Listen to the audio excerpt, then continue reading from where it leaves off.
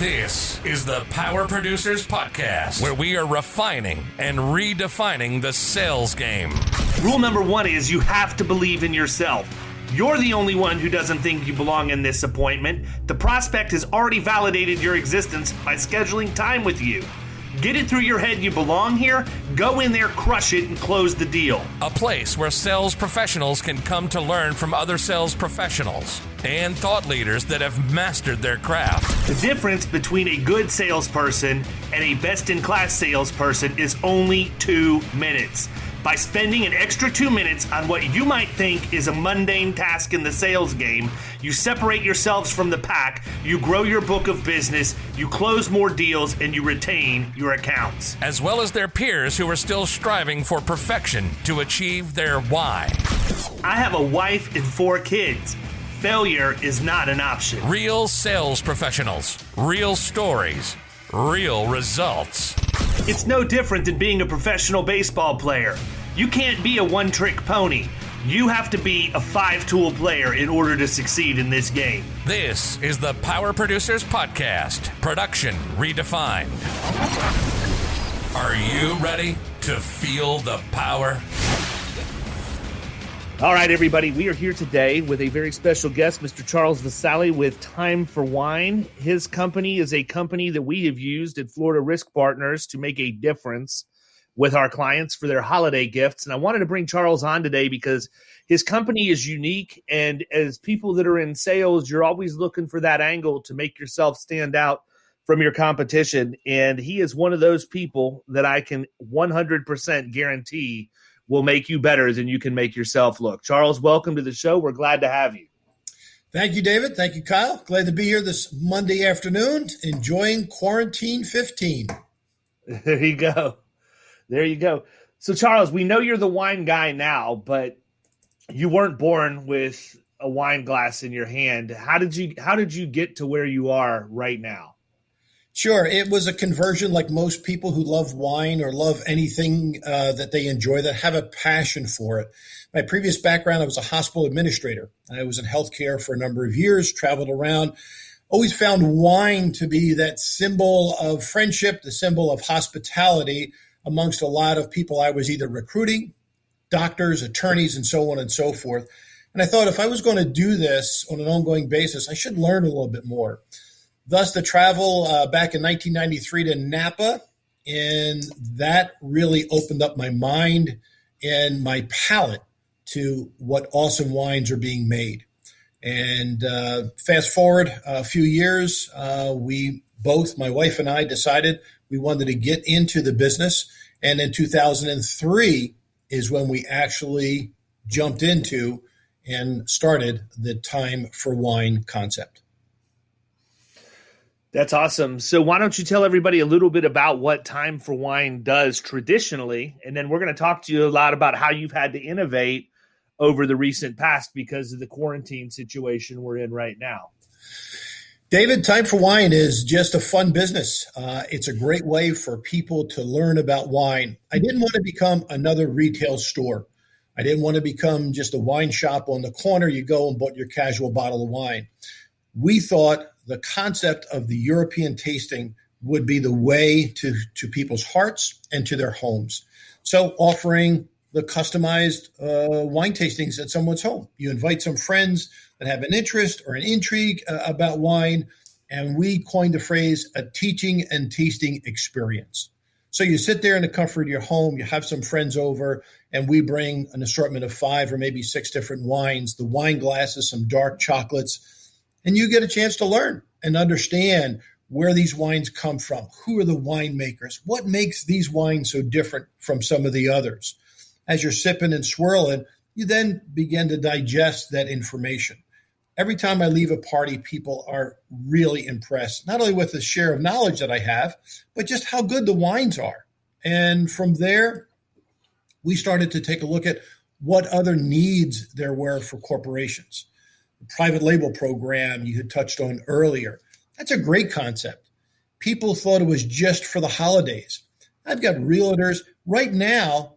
We're still staying busy because there are people who really want to say, hey, I'm thinking of you. I want you to know I'm still here for you.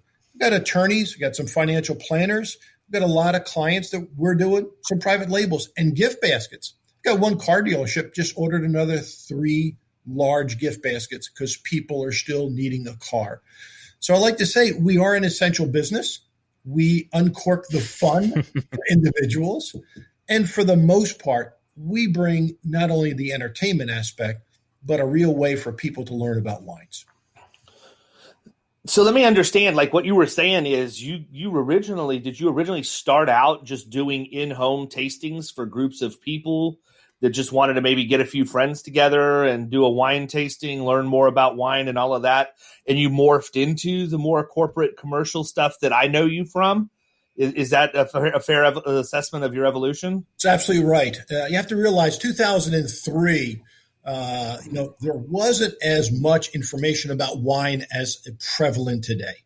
Wine tastings in the shops and all the boutique stores weren't really around. So people wanted to entertain. There's a social aspect of having some friends over. Some people like yourself and Kyle, you like to cook. So you'd throw some foods together, a little appetizer board or what we call our charcuterie board together, a real French word for cheese and crackers, monsieur.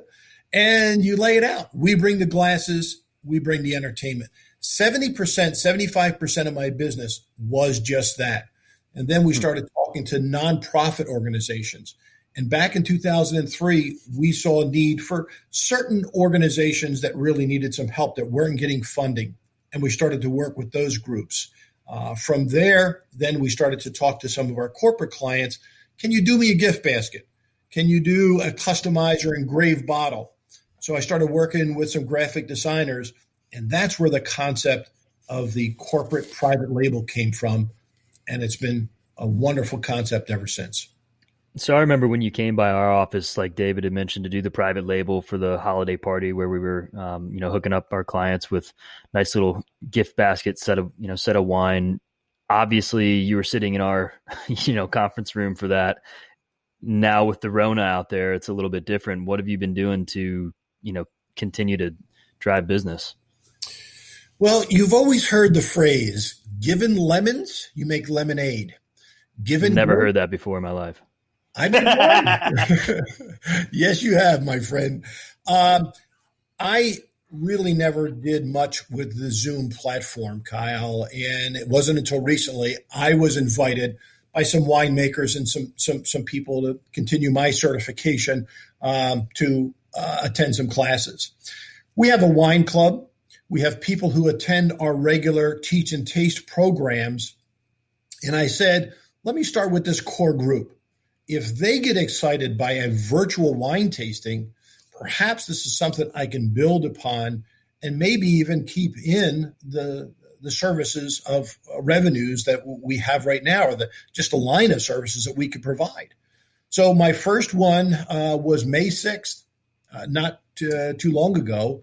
And we put it together with a core group, and it's grown ever since.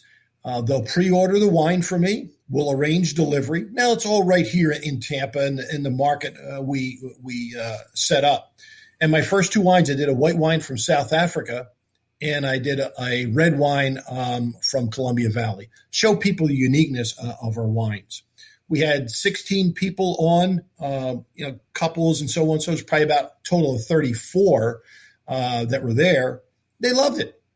And we started to continue. So it's already scheduled through, I think, the first or second week in June. We tried one in April just to get things going, but we're going to continue doing this. Now I've set up one with a couple other, a law firm, and now as a team building exercise because of all the coronavirus stuff. So, yeah, it works. What's that team building exercise look like? Just slug a bunch of wine and start conversation with everybody? You got to frame it in a little different work than that. If you really want team building. There's an art to it. What's the fun thing a family can do? Meal preparation. So I devised 4 different categories of food, okay?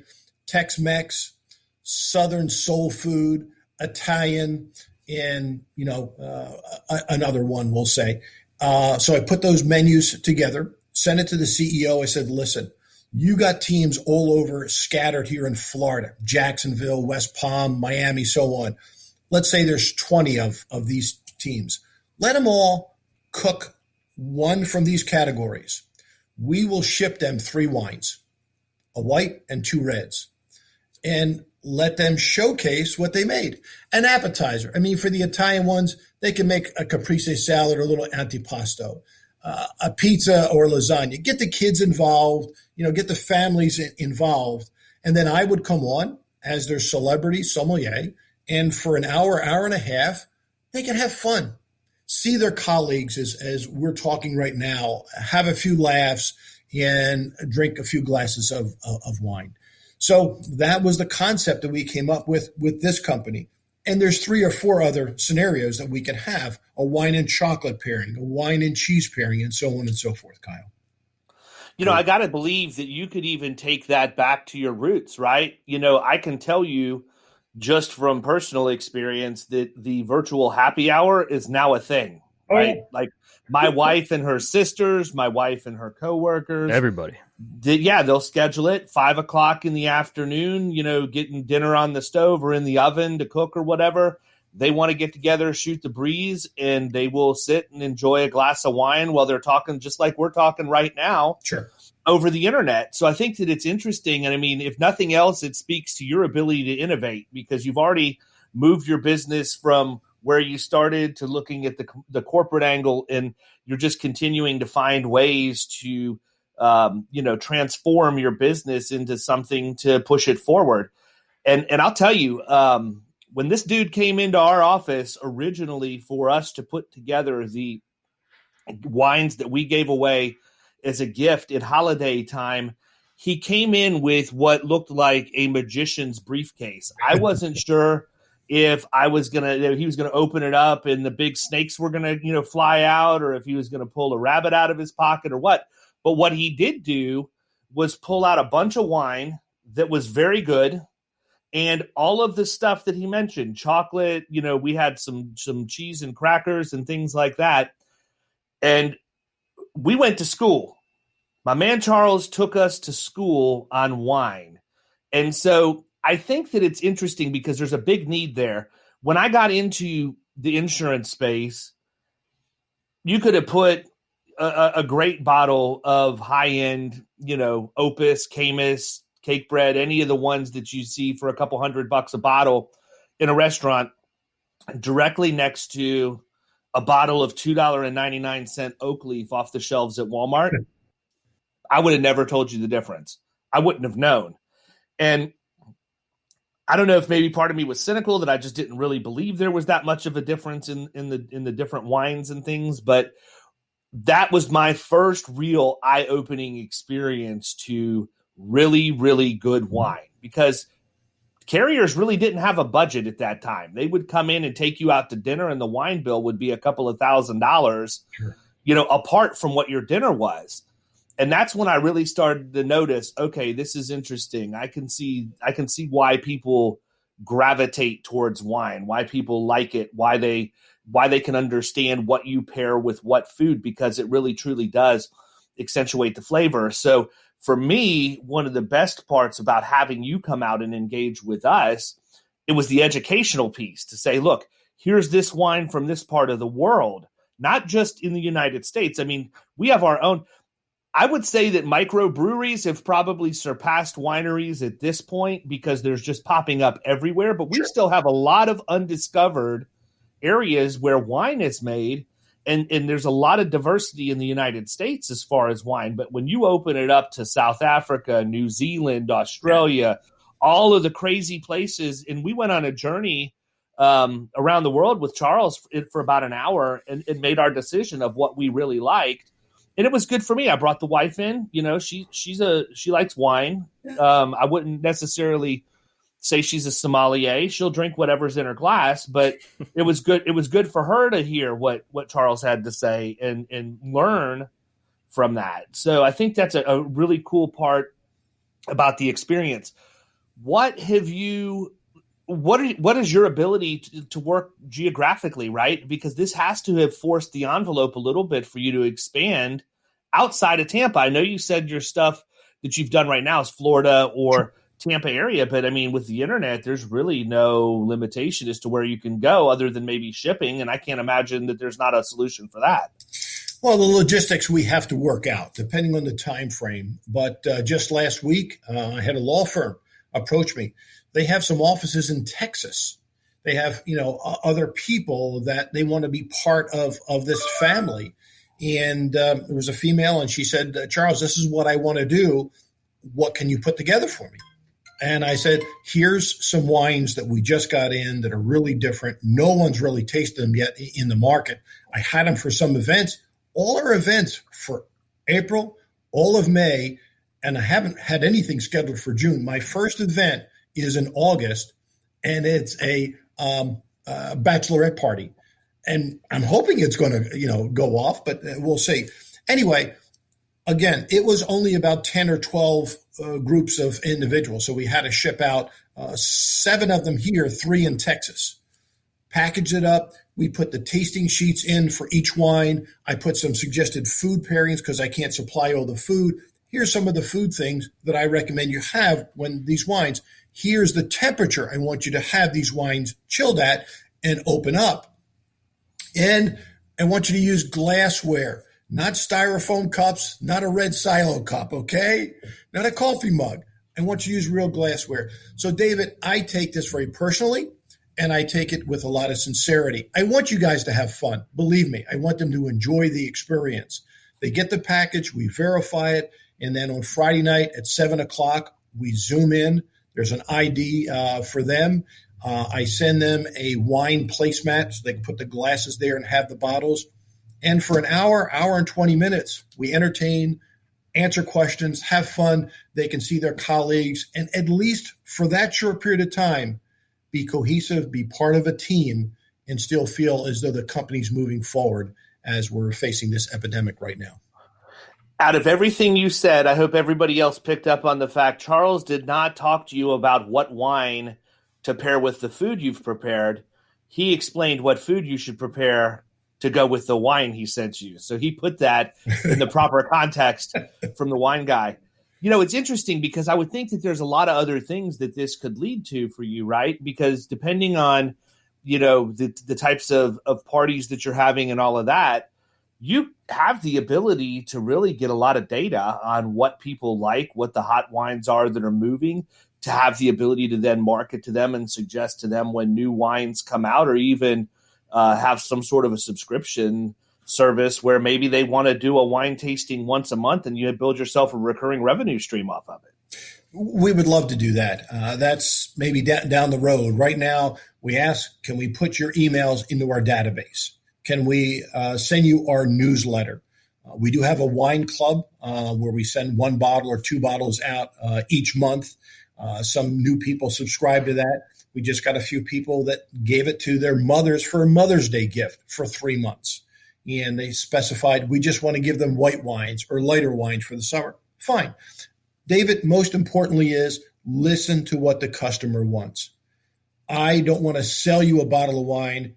I want to build that relationship and rapport. But I just need to know, what do you like? What's your budget? What do you want to spend? What's your client's worth to you? How do you want to say thank you to them? Whether it's the biggest client or the smallest client, treat everybody as a VIP. And I think you'll build success over the years. We've got a lot of loyalty, David, and a lot of dedication. I wasn't sure how this was going to go off, but I think people believed in me and knew that I wasn't just going to crack jokes and just open the wine and pour it in a glass. I was going to try to teach them something, show them a map, show them about this wine, and make it a fun experience. And I believe that's truly why Cheryl and I have been successful with Time for Wine. Nice. Do you have access to pretty much anything out there? I mean, people tell you, hey, I'm looking for a white in this price range, and you can go get pretty much anything, or is it a limited selection, or how does that aspect of things work? Well, Kyle, I'm a small, wine company. I don't have access to certain things, like Camus and Opus One and so on and so forth. Those are going to go to some of the big distributors. But just like I did with David and his wife, so Dave, what do you want? What are you looking for?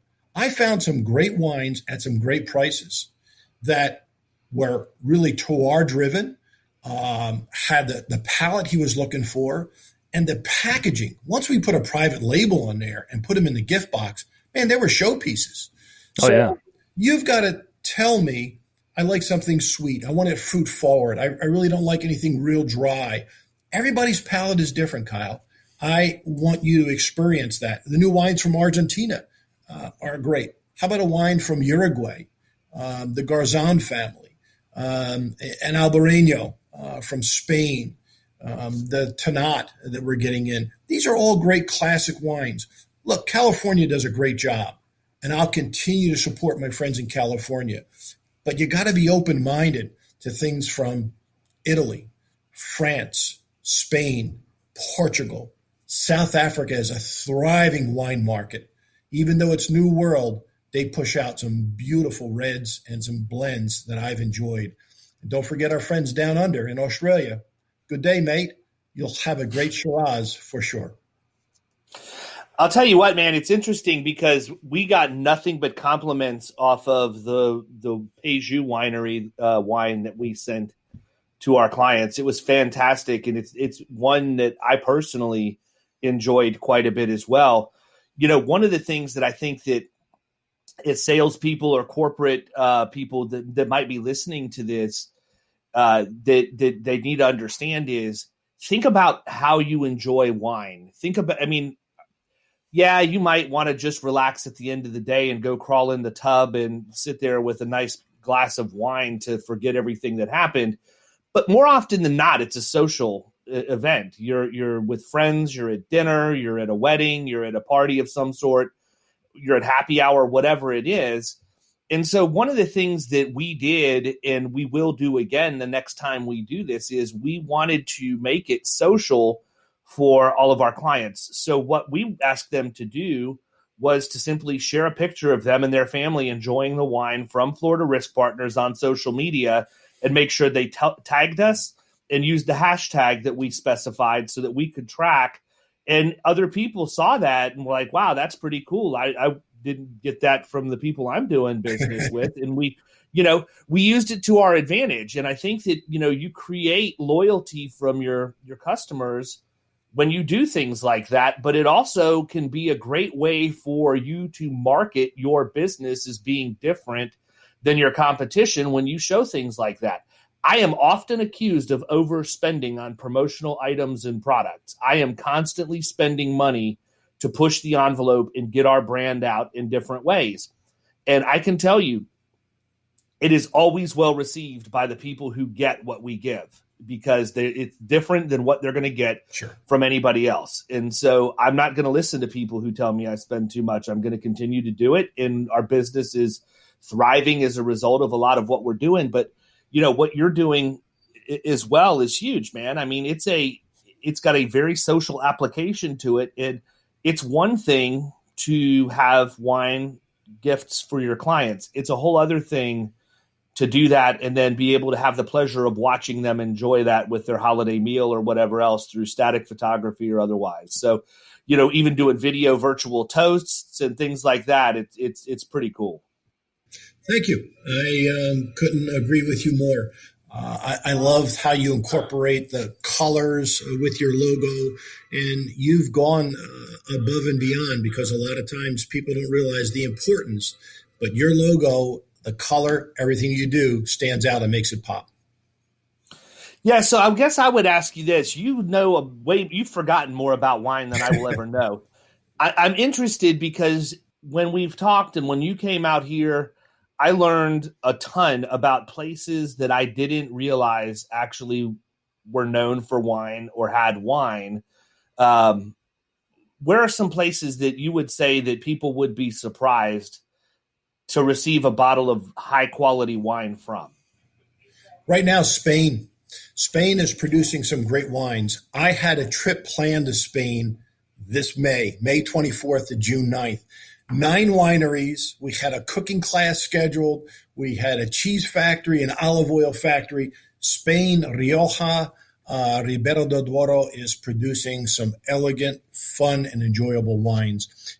As well, white, the Albarreño we talked about earlier, Cava, which is their sparkling, is just outside of this world. South Africa and Australia. Don't underestimate these regions. The climate there is so different, and just the minerality of their wines is so unique. And we're tasting some great wines. This white wine called Florography. This is a blend, and each vintage will change. And that's what I love about it. I've got the 2018 vintage. The 19 is about to come out. There's 6 different grape varietals in this one white wine. And the label's beautiful, and it's got a nice backstory to it. So it's been fun. Australia, my friends down in the Outback have done a remarkable job. Their wines from Adelaide, McLaren, Victoria just have been unreal. They're now experimenting with a beautiful Pinot Noir grape and Chardonnay. So I'm hoping this holiday season we get some of those wines here, David, and we can share them with a lot of our customers. Here in the States, one other area is, don't overlook Columbia Valley. Beautiful wines from Washington State. They will rival in the next few years some great wines from California. The Willamette in Oregon, some great Pinot Noirs that we've known for in Dundee Hills. But Columbia Valley, I've been very impressed in Washington, Columbia, Yakima, and Walla Walla. You're going to start seeing some real revolutions there of some great wines coming to Florida. How much of the wildfires and things that have happened in California over the course of the last several years impacted wineries there that have kind of forced us to look for other places inside the U.S. to have wine originate? Well, 2 things have had an impact. Economically, you're going to see the Napa grapes, the prestige Napa grapes from Rutherford and some of the other classic areas, their prices are going to go up because of the fact that it has devastated them. Some of the small wineries just won't recoup.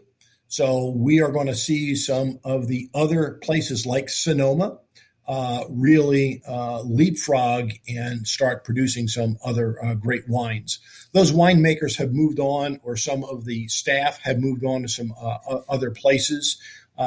Napa still has a strong foothold because it was that 1976 tasting of Paris, the judgment of Paris, that put Napa on the map. They're not going to lose that. So the wines that I'm now bringing in is the Silencio from Kirk Vengi, Saddleback wines from his dad, Nils. We have Mettler, Petit Syrah. I'm looking for other grape varietals, not just a typical Cabernet that everybody loves. It's lush, it's wonderful, but there's some other great wines I think we just need to find that people will enjoy. What's your favorite out there right now? What's the hot one? Well, I don't know that there's a hot one. I've always been a fan of Italian wines. Right now, the Super Tuscans are just doing a great job. We have this one wine called Gigino.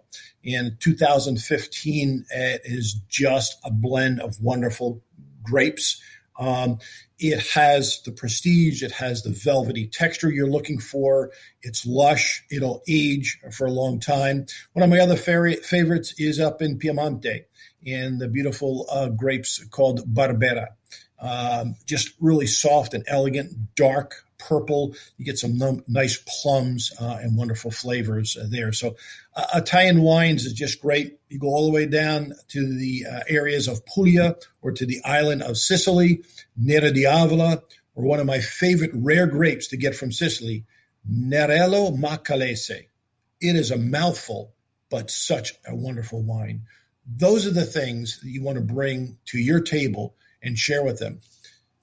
You just become the nice light of the party. So here's a question for you, because there's a lot of people out there that don't know wine at all.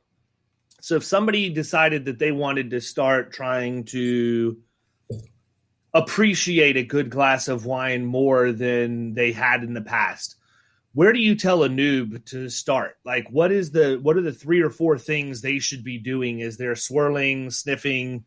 Walk them through that experience so that they have a good understanding of what someone who truly understands wine looks for when they're sipping a glass. First step is no styrofoam, right? Absolutely right. I was just going to say that.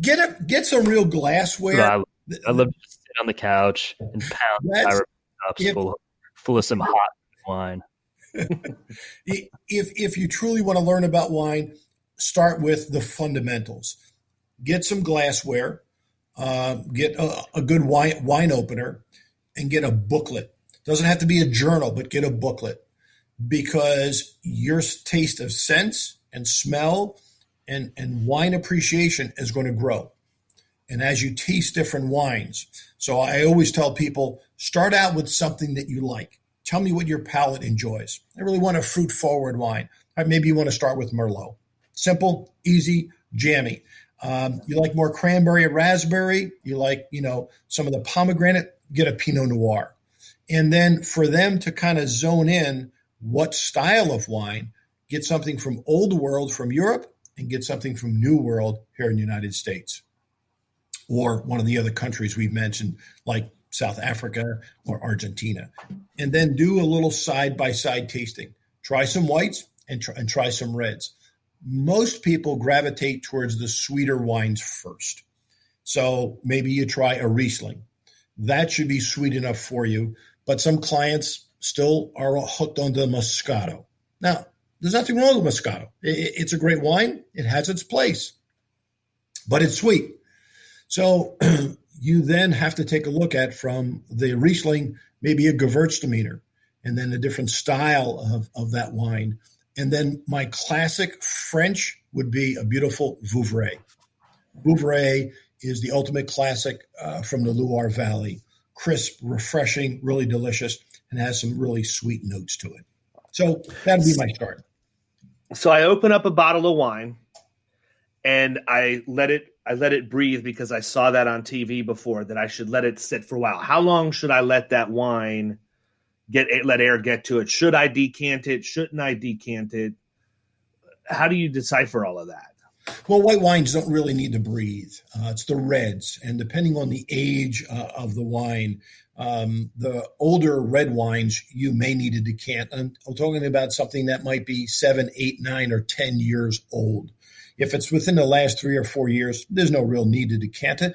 But opening a bottle, letting it breathe, is simply allowing that wine to get to the right texture and flavor and desired style that you want to enjoy as the winemaker intended it. So put it in a glass. If you want it, you should have it at least 70 degrees. You don't want to have it real cold, because the nose or the aromas won't come out. But simply, pour just an ounce or two in the glass. You don't need a lot.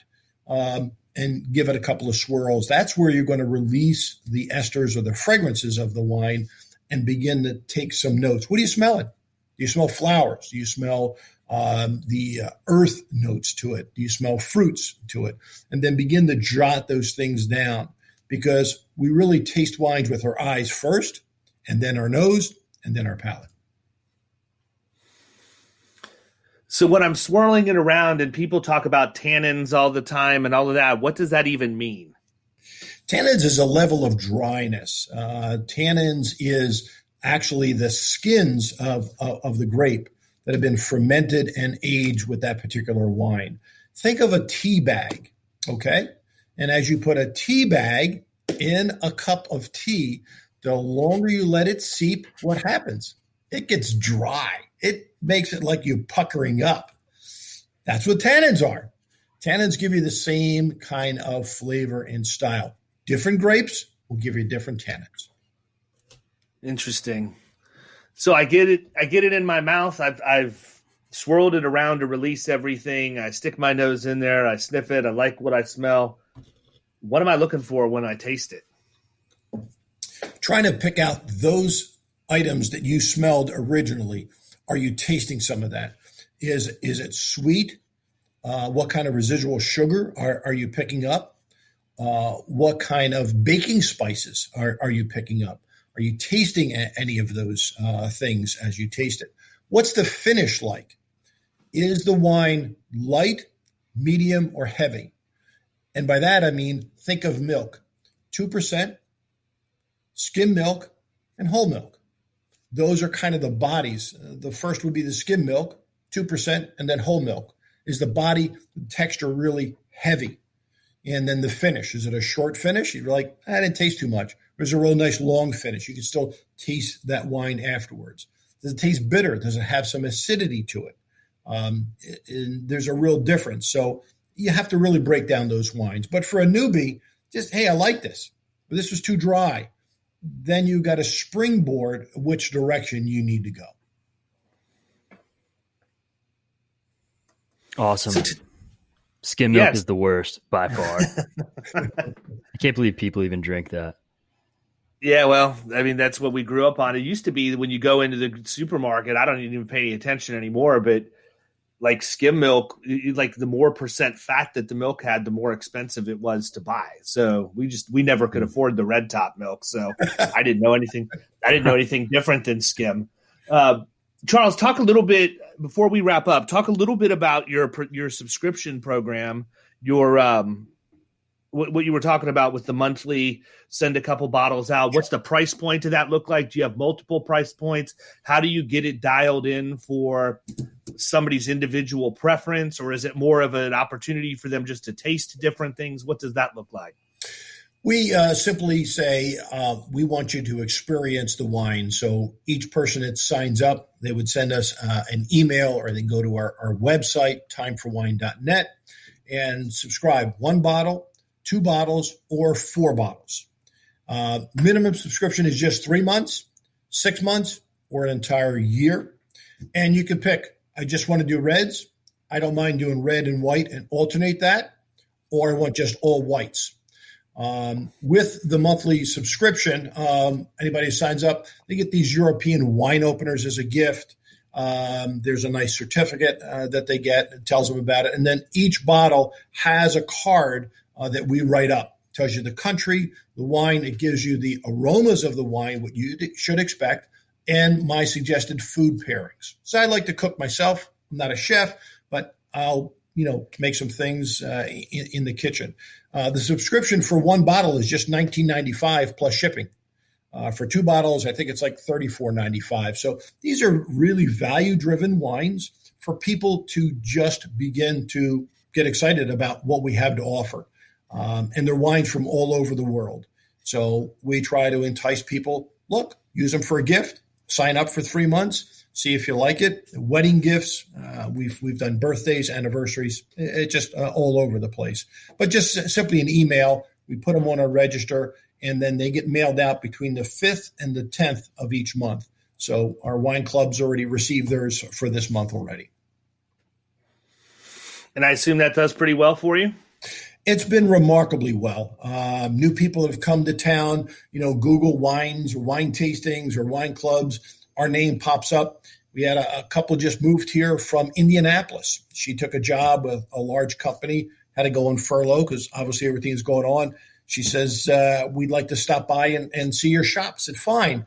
But, here's where we are. And so they came in, husband and wife. They bought some wine from me after they told me. So, well, tell me about the wine club. And they signed up for 6 months. So other clients that they'll drop off or they'll come back on for a period of time. So depending on what activity is going on, but it's been just a real fun way to experience wines. It's a nice way to get a surprise each month.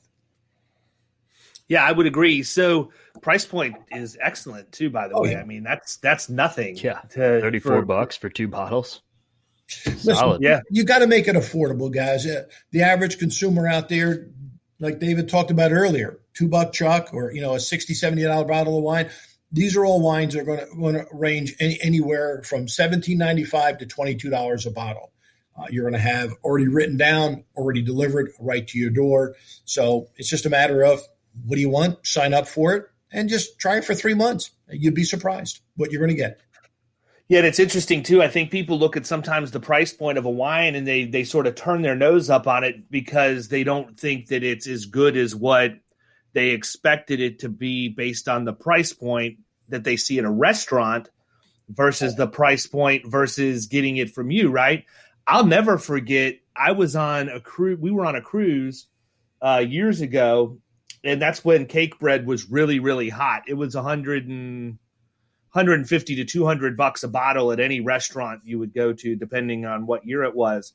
And we went to the steakhouse on the cruise boat, and we got bottles of cake bread for $45 a piece. And I couldn't believe it. I'm like, this has to be counterfeit or something. There's no way.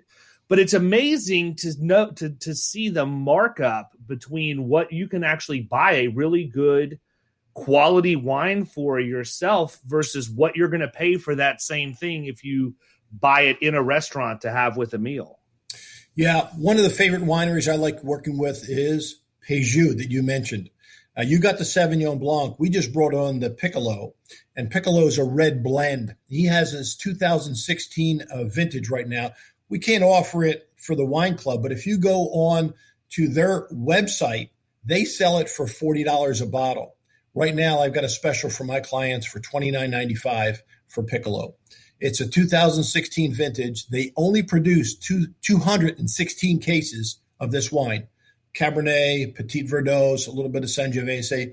David, blows you away. It's a great wine. It's a fun wine, and it's a Napa Valley wine, and it's a small family. When they came here from Italy, he bought 35 acres. It's still family owned, him, his wife, and his two daughters. Those are the kind of people that I want to support because it's helped me over the years build up our little enterprise by supporting those folks. So I'm sure that with the amount of knowledge you've given thus far and all of the cool things that you're able to do, there's going to be plenty of people who want to reach out to you and determine, what they want to do for holiday gifts coming up, because truthfully, it's not too early to be thinking about that. Sure. And just, other things, whether it be welcome gifts for a new client or whatever else. How can people find you? I know you're a social media animal. I see you on Instagram all the time. So tell them a little bit about how they can find you, and this is your chance to pump yourself up, man. Well, the two ways I always let people know is look at our website. You'll see us, small family-owned business, and that's timeforwine.net. Shows you about the history, the wines we have currently in our inventory, and our email. I personally look at the emails every day. We may get 50, we may get 20, we may get 6. But every day they'll get answered. We'll get a response to you. And that's timeforwine@tampabay.rr.com. We want to be accessible. We want to be reliable to you. And most importantly, provide the level of service that you want. Here in Florida, we supply wines all the way down to Miami, all the way up to the Panhandle. We can ship out of state. There are some logistics we have to work around that, but for the most part, we've been able to provide the client what they look for in the time needed they need it. And I will tell you that the graphic designers he uses are fantastic. I couldn't have been happier with the labels, the way they turned out. I thought everything looked outstanding. Yep. Very slick. I can't say enough good stuff about you. If you're looking for something to differentiate yourself, if you're looking for something to make you stand out amongst your competition, or if you just want to have somebody that you can do a virtual happy hour with that will keep you from looking like a schlep the next time you go out to dinner with people who really understand wine, you need to get a hold of Charles and have him educate you. It's well worth your time. And if you're serious about your career, you're going to be at a lot of dinners where knowing about wine is important. You don't want to be at the dinner you're hosting and everybody asks you to pick the wine and it ends up being a dud. So I encourage everybody to reach out to Charles, email him with questions, check out his website, get into his subscription club. Charles, it's been a pleasure having you on, man. I always enjoy talking to you. You're one of the few people out there I feel like brings more energy to the table than I do. And that's good, man. That's good. Keep it up. We're happy to support you, and we're glad we could have you on for a guest today and be able to talk just a little bit. My pleasure to both of you guys. I look forward to seeing you at the office and having a glass of wine soon, guys. Thank you so much, David and Kyle. Sounds good. Good to see you again, man. Take care, guys. Enjoyed it very much. Bye-bye now. You've been listening to the Power Producers Podcast. You can follow Killing Commercial Insurance on Facebook and YouTube. And if you want to take your game to the next level, check out our book, The Extra 2 Minutes, and our website, killingcommercial.com.